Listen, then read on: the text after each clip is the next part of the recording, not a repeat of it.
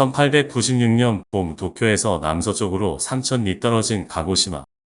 학생들이 부르는 기숙사 노래 말처럼 희뿌연 연기를 내뿜는 성산 사쿠라지마. 유성이 자주 와서 떨어진다는 성령이 깃든 사스마 바다는 청년들이 웅비하는 기상을 기르기에 부족함이 없었다.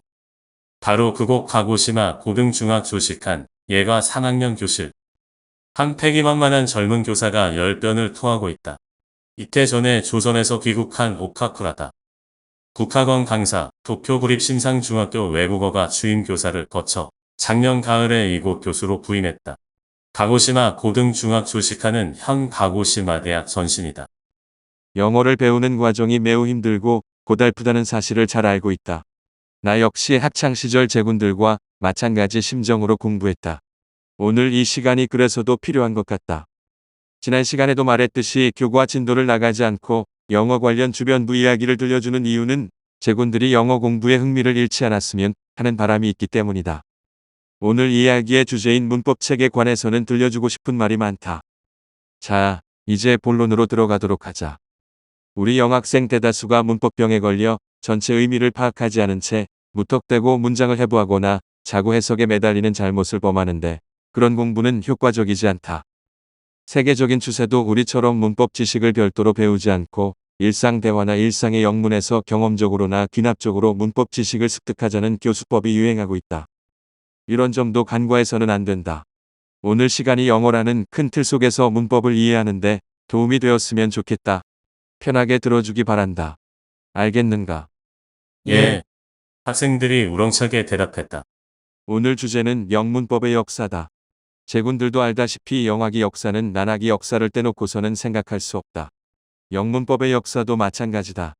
일본 최초 영문법 책이 뭔지 아는 사람 있나? 오카쿠라의 느닷없는 질문에 학생들은 서로 멀뚱멀뚱 쳐다보기만 했다. 잘 모를 테지. 일본에서 처음 출판된 문법서는 지금으로부터 50여 년 전쯤인 1840년에 막부난 학자 시부가와 히로나우가 난업한 영문법 책을 중역한 영문감이다. 그 난업한 영문법 책의 저본은 18세기 대표적인 문법학자인 린들리 모레이가 저술한 English Grammar Adapted to the Different Classes of Learners with an Appendix containing rules and observations for assisting the more advanced students to write with perspicacity and accuracy다. 제목이 무직인데 당시 영미 양국에서는 이 책으로 문법 공부를 했다. 문법책의 흔적을 좀 더 찾아 거슬러 올라가면 1814년에 모토키 마사이데 등이 편찬한 일본 최초의 영일사전 안게리아 어림대성에 간략하게 남아 영어 품사론이 언급되긴 했다. 안게리아는 영국의 한자 음독표기다. 그리고 1851년 조난 어부 나카하마 만지로가 10년 만에 미국에서 귀국할 때 더 엘리멘트리 캐티치즈 잉글리시 그래머라는 문법서를 가지고 들어왔다. 1850년 영국의 한 잡지사가 발간한 63쪽 분량의 문법책이다. 두께가 너무 얇아 나뭇잎 문전이라는 애칭으로 불렸다. 이 책이 널리 읽히자 1861년 개성소에서 영길리 문전이라는 제목으로 번각해서 출판했다. 참고서도 여러 권 출간될 정도로 인기가 있었다. 오카쿠라는 책을 한 권 집어들고 책 표지를 학생들 쪽으로 향하게 했다. 바로 이 책이 나뭇잎 문전이다. 막부 말기와 메이지 초기 영어를 배우려는 지식인들의 영문법 필독서였다. 하지만 문법 해설량이 극히 적었기 때문에 학습자의 요구를 충족하기에는 역부족이었다. 사람들이 그 점에 대해 느낄 무렵 이 책은 사라졌다. 이 책의 의미라면 영문법 학습이 난문법으로부터 독립하게 만들어준 데 있다. 간다도 도미 전에 이 영길리 문전으로 문법을 배웠다. 선생님, 나카하마 만지로라면 호타이 모이 지루나라는 설화미미로 우리에게 웃음을 선사한 바로 그 사람입니까? 교실 뒤쪽에 앉은 마에다가 틱틱대며 질문을 했다. 한간에 그렇게 알려져 있긴 한데 확실하지는 않다. 말이 나왔으니까 잠시 나카하마를 소개하도록 하겠다. 너희들 나이쯤인 14살 때 초보 어부로 고기잡이를 나갔다가 조난을 당했으나 미국 포경선에 의해 구사일생으로 구조되었다. 선장의 호의와 자신의 희망으로 도미한 나카하마는 학교에 다니며 영어, 수학을 비롯하여 측량기술, 항해술, 조선기술 등 각종 기술을 배웠다. 나카하마는 영어 소리를 들리는 대로 정성껏 단어로 바꾸었으며 영어 단어나 문장을 외웠다고 한다. What time is it now가 그렇게 해서 호타이 모이 지루나로 기록에 남게 되었다고 전해지고 있다. 이처럼 어떤 외국어 발음이 듣는 이의 모국어 발음처럼 들려 착각하는 현상을 몬더그린이라고 한다. 일본에서는 몬더그린 대신 소라밈이라는 용어를 자주 쓴다.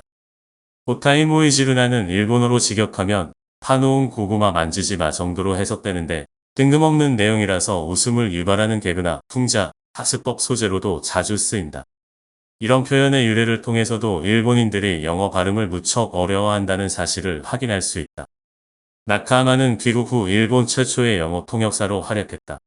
우쿠자와 유키치도 그에게 영어를 배운 적이 있다. 다시 본론으로 돌아가자. 이후 대학 남교 같은 관립학교는 가겐보스 퍼스트 북 인 그래머, 게이오 기주쿠 같은 사학 영학숙은 피니오즈 프라이머리 그래머 오브 더 잉글리시 랭귀지 포 비기너즈를 영어 입문용 문법 교과서로 사용했다. 제군들도 이 영문법 책 이름 정도는 들어봤을 것이다. 가겐보스는 물리학과 미국사 책으로 이미 우리에게 친숙한 저자다.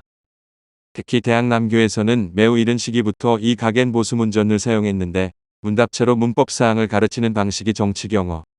다시 말해 외국인 교사가 직접 외국어로 가르치는 대학 남교에 적합했기 때문이었다.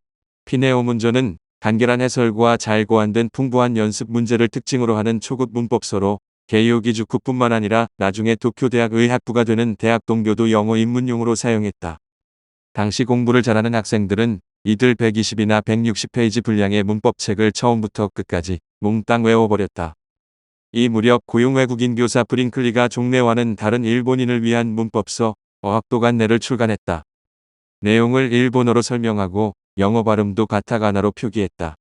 일반 학습자는 물론이고 영문학자 스보우치 슈요 선생과 이토 히로부미 전 총리도 이 책을 애용했다고 한다.